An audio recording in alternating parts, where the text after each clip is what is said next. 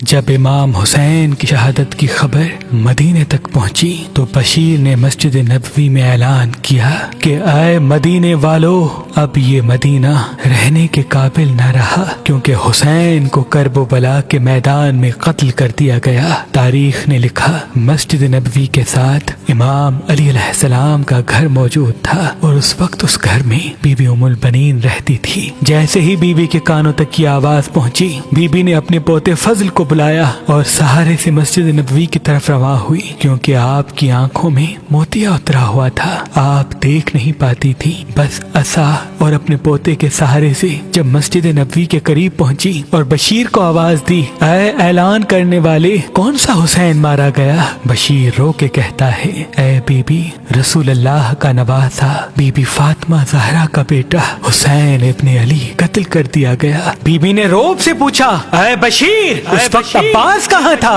بشیر نے رو کے کہا، اے بی بی، میرے مولا حسین سے پہلے عباس کو شہید کر دیا گیا۔ بی بی نے کہا، اے شخص، کہ تو عباس کو جانتا نہیں تھا؟ میرے عباس جیسا بہادر اس عرب کی سرزمین پہ کوئی نہ تھا، وہ کیسے مارا گیا؟ بشیر قریب آتا ہے اور پوچھنے لگتا ہے، اے بی بی، آپ کون ہیں؟ بی بی ام البنین فرماتی ہیں، میں عباس کی ماں ہوں، مجھے بتاؤ کہ عباس کے ہوتے ہوئے حسین کیسے شہید ہوا؟ بشیر رو کے دست ادب کو جوڑ کے کہتا ہے، اے بی بی، آخری دم تک آپ کا بیٹا عباس امام حسین کی خدمت کرتا رہا اور کہتا رہا کہ اے میرے آقا حسین، مجھے اجازت دے تاکہ میں ان کو بتاؤں کہ میں علی کا بیٹا ہوں۔ لیکن امام حسین بار بار فرماتے تھے کہ یہ صبر کا امتحان ہے۔ لیکن جب 10 محرم کے دن 3 دن گزر جانے کے بعد بچے پیاس سے تڑپنے لگے، تب امام حسین نے عباس کو اجازت دی کہ جاؤ نہر سے پانی لے کے آؤ، اور جب پانی لینے کے لیے عباس گئے تو وہاں شہید ہو گئے۔ بی بی نے فرمایا، عباس شہید کیسے ہوئے؟ بشیر کہتا ہے، اے بی بی، عباس کے سر پہ گرز لگا۔ بی بی ام البنین جلال میں کہتی ہیں، اے بشیر، کیا تجھے معلوم نہیں کہ عرب کی سرزمین پہ میرے عباس سے بلند کسی کا قد نہ تھا؟ کون تھا جس کا قد عباس سے بھی بڑا تھا؟ بشیر رونے لگا اور کہنے لگا، اے بی بی، عباس سے بڑا کسی کا قد نہ تھا، لیکن عباس پہ جب ظالموں نے تیروں کی بارش کی تو ایک تیر آپ کے بیٹے عباس کی آنکھ میں لگا۔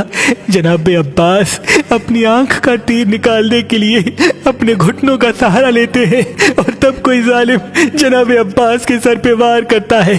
بی بی کہتی ہے، اے بشیر، میں نہیں مانتی، اگر آنکھ میں تیر لگا تو میرے عباس نے اپنے ہاتھوں سے تیر کیوں نہیں نکالا؟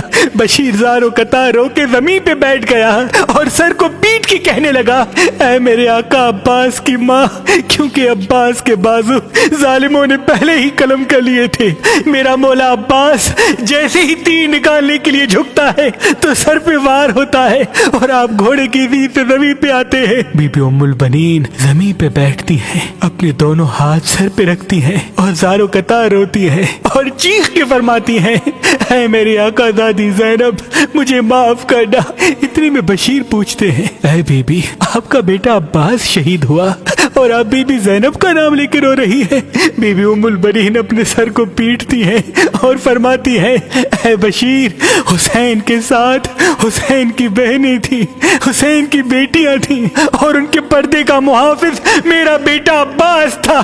اللہ جانے میری آقا دادیوں کے ساتھ کیا ہوا ہوگا۔ بس بی بی اپنے پوتے کو کہتی ہیں، اے فضل، مجھے جنت البقیع لے کے چلو۔ جنت البقیع تک آتی ہیں، بی بی فاطمہ زہرا کی قبر پہ خود کو گراتی ہیں، خاک سر پہ ڈالتی ہیں اور فرماتی ہیں، اے رسول کی بیٹی، مجھے معاف کرنا، میرا عباس آخری دم تک آل رسول کا غلام بن کے رہا، لیکن افسوس رسول کی بیٹیوں کا پردہ بچ نہ سکا۔ اللہ پاک نے اس زمین پہ انسانوں کے لیے ہزاروں نعمتیں عطا کی، ان نعمتوں میں ایک نعمت نیلم پتھر ہے۔